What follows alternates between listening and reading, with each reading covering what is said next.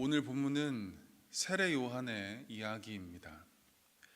그가 전파하는 이야기를 통해서 우리를 향하신 하나님의 메시지가 무엇인지 이 시간 살펴보았으면 좋겠습니다. 하나님은 장차 오실 그리스도를 맞이하도록 이 세례 요한을 이스라엘 백성들에게 먼저 보내셨습니다. 준비하도록 하기 위함이었습니다. 무엇을 준비하게 하려고 하나님은 세례 요한을 그리스도보다 앞서 보내신 것일까? 이 질문에 대한 답을 이 시간 찾아보았으면 좋겠습니다. 우리 4절부터 6절까지의 말씀을 우리 다 같이 한번 읽어보도록 하겠습니다. 4절부터 6절까지의 말씀입니다. 선지자 이사야의 책에 쓴 바 광야에서 외치는 자의 소리가 있어 이르되 너희는 주의 길을 준비하라. 그의 오실 길을 곧게 하라. 모든 골짜기가 메워지고 모든 산과 작은 산이 낮아지고 굽은 것이 곧아지고 험한 길이 평탄하여질 것이요 모든 육체가 하나님의 구원하심을 보리라 함과 같으니라. 아멘. 당시 왕의 행차가 있을 때는 매우 특별한 준비를 했습니다. 그것이 무엇이냐면 장차 왕이 지나갈 길을 평탄하게 하는 작업이었습니다. 왕이 지나가는 길에 혹시 구덩이가 있으면 흙으로 메우고, 그리고 울퉁불퉁한 길이 있으면 평평하게 다지고, 꼬불꼬불한 길이 있으면 곧게 정비하는 일이었습니다. 왕이 그 길을 지나갈 때 불편하지 않게 하기 위함이었습니다.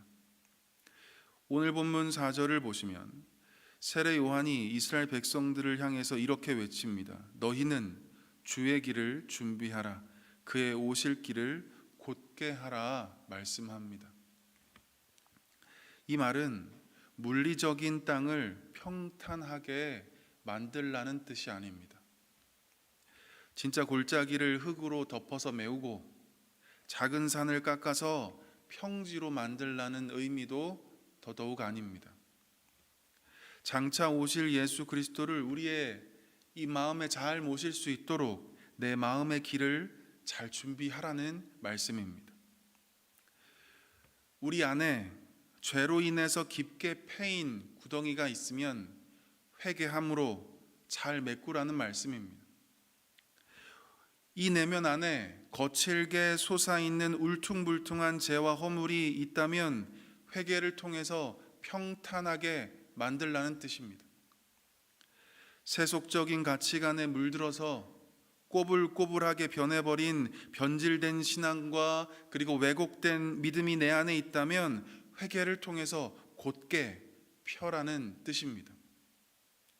다시 말해서 우리의 왕이 되시는 그리스도 예수를 우리가 마음으로 진정히 잘 받아들일 수 있도록 회개하라는 말씀입니다. 회개는 지금의 상태에서 아예 돌아서거나 길을 바꾼다는 의미입니다. 회개는 말이 아니라 철저하게 행동으로 이루어지는 것입니다.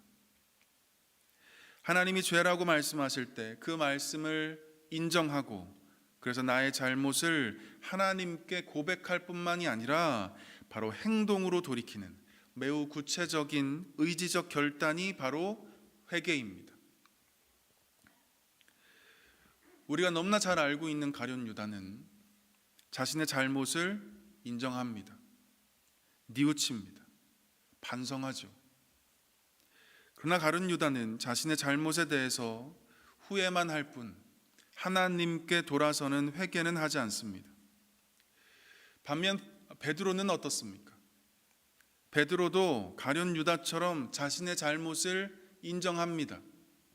예수님을 모른다고 3번이나 부인하는 자신의 모습으로 인해서 그는 심히 슬퍼하고 통곡합니다. 하지만 베드로는 이 가룟 유다와 다르게 양심의 가책을 느끼는 뉘우침으로만 끝나지 않습니다. 회개의 자리로 나아가서 주님께 자신의 잘못을 자복하고 하나님께로 돌이키는 자가 되었습니다. 다윗도 밧세바를 범하고 그의 남편 우리야를 죽이는 엄청난 죄악을 저질렀던 때가 있었습니다. 그때 나단 선지자가 찾아와서는 심히 꾸짖고 책망하죠. 왕인 다윗은 모른 척하고 자신이 가지고 있는 그 막강한 힘을 이용해서 나단 선지자를 죽일 수 있었습니다.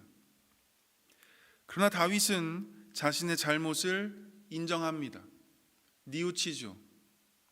그런데 그것이 끝이 아니었다는 말씀입니다. 다윗은 회개합니다. 죄악의 잘못된 길에서 하나님께로 돌아서기를 결단한 것입니다. 다시는 그런 실수가 반복되지 않도록 끊임없이 자신을 단속하고 늘 하나님께 머물기를 그는 결단했던 것입니다.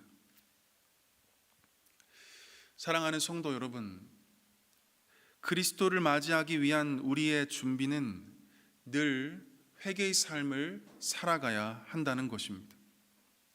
하나님이 미워하시는 죄악된 삶으로부터 우리는 매일같이 작별을 고해야 합니다.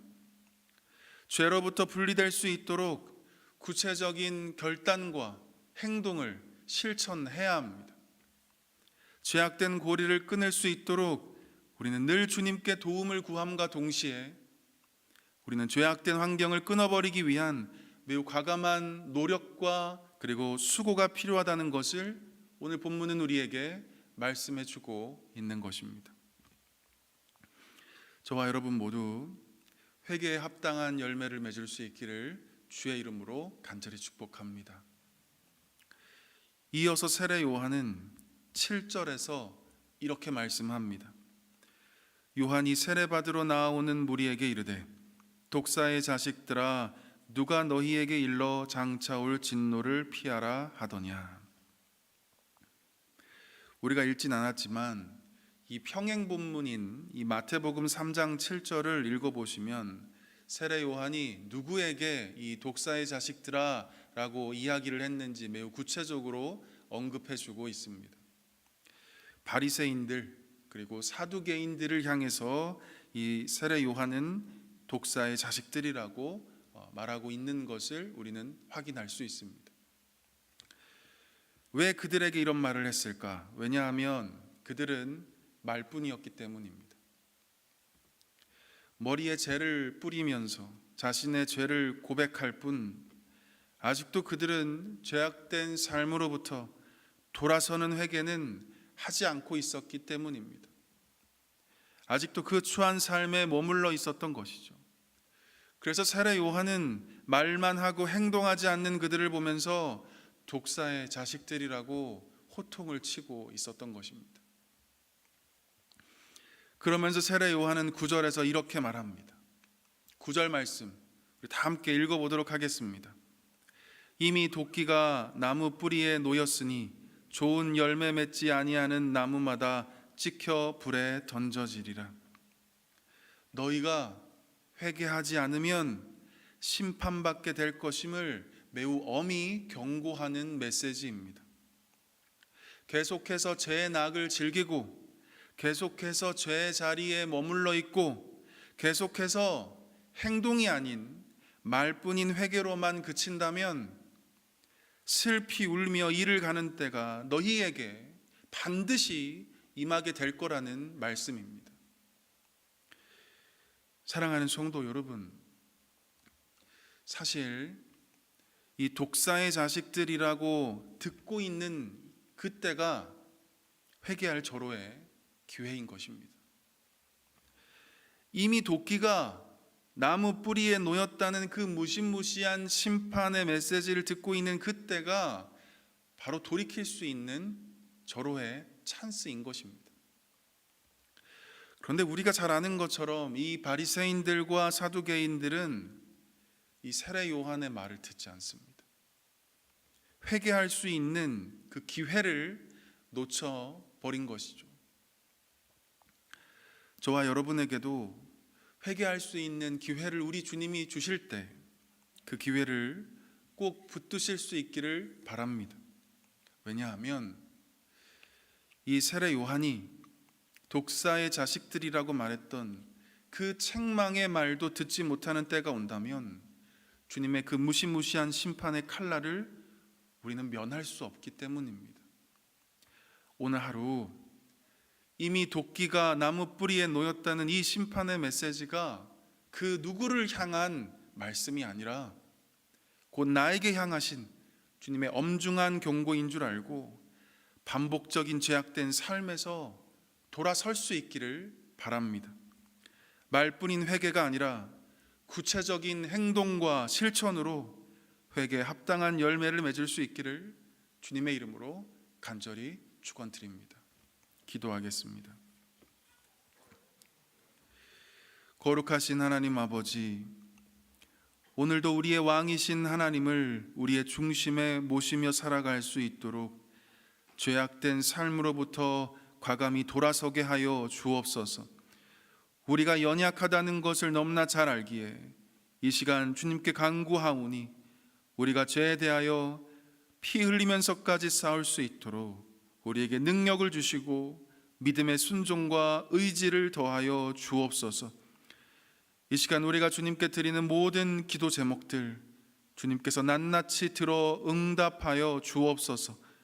그래서 합력하여 선을 이루시는 주님을 우리가 오늘도 경험하게 하여 주옵소서. 우리의 모든 필요를 주님께서 공급하여 주시고 병약한 식구들 주님께서 고쳐주시고 위로하여 주시고 우리의 모든 삶의 문제들 오직 예수 그리스도 안에서 이기게 하여 주옵소서. 특별히 기도하옵는 것은 진행되고 있는 행복 모임과 모든 훈련 모임 가운데 하나님께서 임재하여 주시고 은혜로 충만케 하여 주옵소서. 그래서 영혼이 살아나고 하나님의 일꾼이 세워지는 일이 계속되게 하여 주옵소서. 이 일을 위해 세워주신 우리 담임 목사님에게 영육간에 강건하게 하시고 날마다 새 힘을 부어 주옵소서. 이 모든 말씀 예수님의 이름으로 간절히 기도드리옵나이다. 아멘.